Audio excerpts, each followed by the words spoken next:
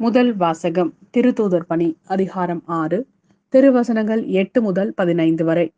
ஸ்தேவான் அருளும் வல்லமையும் நிறைந்தவராய் மக்களிடையே பெரும் அருஞ்செயல்களையும் அரும் அடையாளங்களையும் செய்து வந்தார். அப்பொழுது உரிமையடைந்தோர் எனப்படுவோரின் தொழுகை கூடத்தை சேர்ந்த சிலரும் சிரேன், அலெக்சாந்திரியா நகரினர், சிலிசியா, ஆசியா மாநிலத்தவரும் ஸ்தேவானோடு வாதாடத் தொடங்கினர். ஆனால் அவரது ஞானத்தையும் தூய ஆவி வாயிலாக அவர் பேசிய வார்த்தைகளையும் எதிர்த்து நிற்க அவர்களால் இயலவில்லை. பின்பு அவர்கள், இவன் மோசேக்கும் கடவுளுக்கும் எதிராக பழி சொற்கள் சொன்னதை நாங்கள் கேட்டிருக்கிறோம் என்று கூற சிலரை தூண்டிவிட்டனர். அவ்வாறே அவர்கள் மக்களையும் மூப்பர்களையும் மறைநூல் அறிஞர்களையும் அவருக்கு எதிராக கிளந்தெழ செய்தார்கள். உடனே அவர்கள் எழுந்து வந்து அவரை பிடித்து தலைமை சங்கத்துக்கு இழுத்து சென்றார்கள். மேலும் பொய் சாட்சிகளை கொண்டு வந்து நிறுத்தினார்கள்.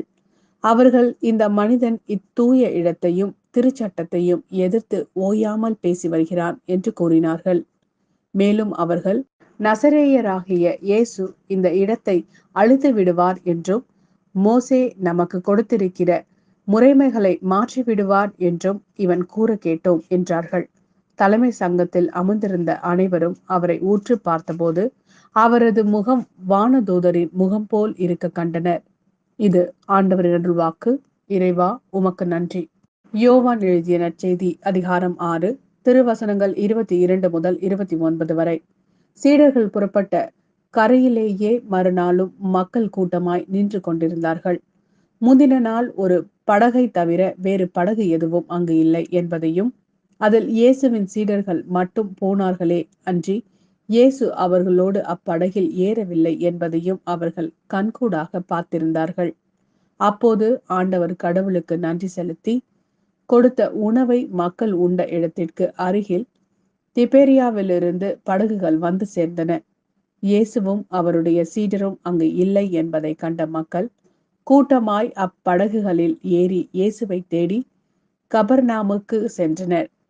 அங்கு கடற்கரையில் அவர்கள் அவரை கண்டு, ரபி, எப்போது இங்கு வந்தீர் என்று கேட்டார்கள்.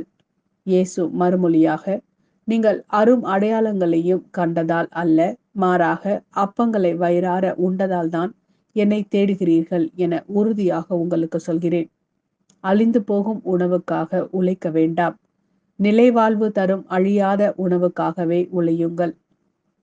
அவ்வுணவை மானிட மகன் உங்களுக்கு கொடுப்பார்.